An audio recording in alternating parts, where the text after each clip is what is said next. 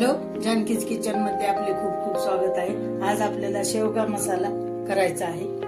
आपण आपल्या आहारात अनेक फळभाज्या, शेंगभाज्या, पालेभाज्यांचा वापर करतो. आज आपण अशीच एक शेंगभाजी शेवगा हिच्यापासून खमंग अशी भाजी करणार आहोत. शेवगा हा अत्यंत पौष्टिक असतो. ते आपल्याला आरोग्यास अत्यंत उपयुक्त आहे. शेवग्याच्या झाडाचे प्रत्येक अवयव खूप औषधी आहेत. पाल्यांची पण त्याची मोकळी भाजी होते बघा शेवग्याची, आणि अत्यंत ती पौष्टिक आहे.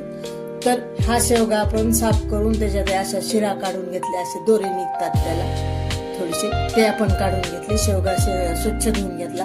आता हे आपल्याला एकीकडे उकडायला ठेवायचा. हा चांगला मऊ शेंग होईपर्यंत आपण उकळून घेऊ, आणि तोपर्यंत आपल्याला टोमॅटो आणि कांदा परतून घ्यायचा. त्यासाठी आपण गॅस चालू करून घेऊ, आणि पॅन आपण ठेवलेला आहे गॅसवर. आता आपण तेल टाकलेलं आहे पॅन मध्ये. तर त्याच्यामध्ये टोमॅटो आणि कांदा, एक टोमॅटो घेतले, एक दोन छोटे छोटे कांदे घेतले, ते आपण छान परतून घेऊ कढईमध्ये.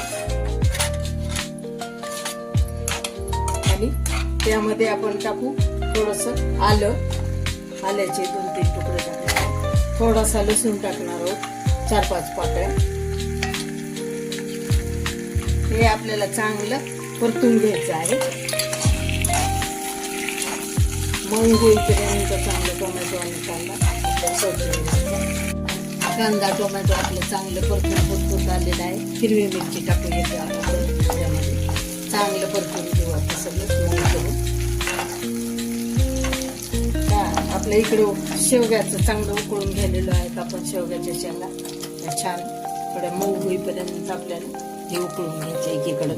तोपर्यंत इकडं मसाला आपला छान भाजून निघतो, चांगला भाजून घ्यायचं. कांदा आपला चांगला तांबूस कलरवर राहिलेला आहे. तर धणे टाकायचे याच्यामध्ये थोडे, आणि थोडस खोबरं टाकायचं. ते थोडस सुकं खोबरं आपण खिचून घेतलंय थोडस. ते पहा काय सुंदर वास येत आहे, काय सुवास मस्त सुटलेला आहे.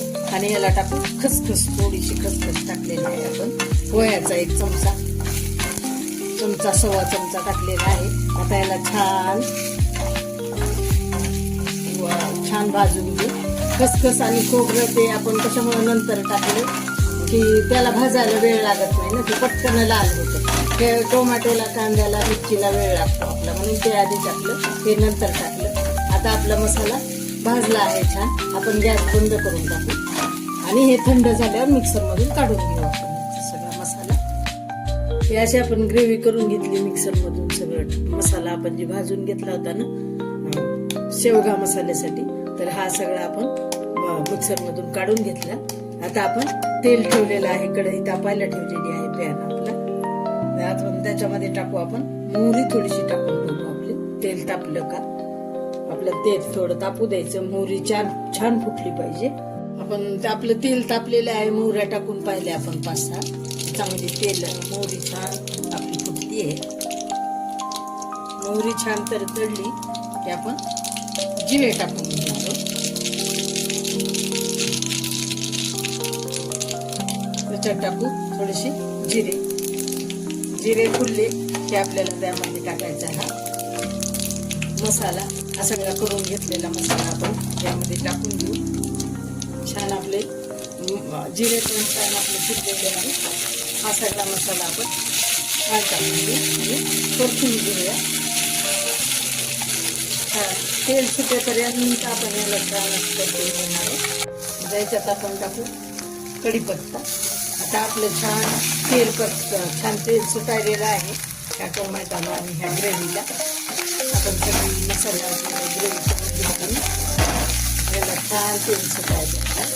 आता याच्यात टाकू आपण मसाला थोडासा. हा मसाला आपण घरी केलेला मसाला आहे.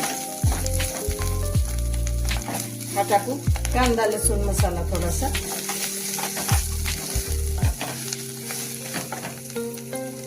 याला टाकू तिखट, कमी जास्त तुमच्या चवीप्रमाणे तुम्ही टाकलं तरी चालते. तेल सुद्धा थोडं कमी वाढवलं तुम्ही, कमी जास्त टाकलं तरी चालते. मी कमीच तेल टाकलेलं आहे. आणि छान आपला मसाला परतून झाला. आता आपण हे शेवग्याचे शेंगा उकडायला ठेवलेले आहेत. थोडीशी हळद टाकू आपण, थोडी हळद, आणि हे चांगलं असं परतून घेऊन याला आता शेवग्याचं गरम पाणी आपण उकळलेलं हेच पाणी टाकू. शेवग्याचं शेंग आपण उकळून घेतलेलं ते असंच टाकू पाण्यासहित.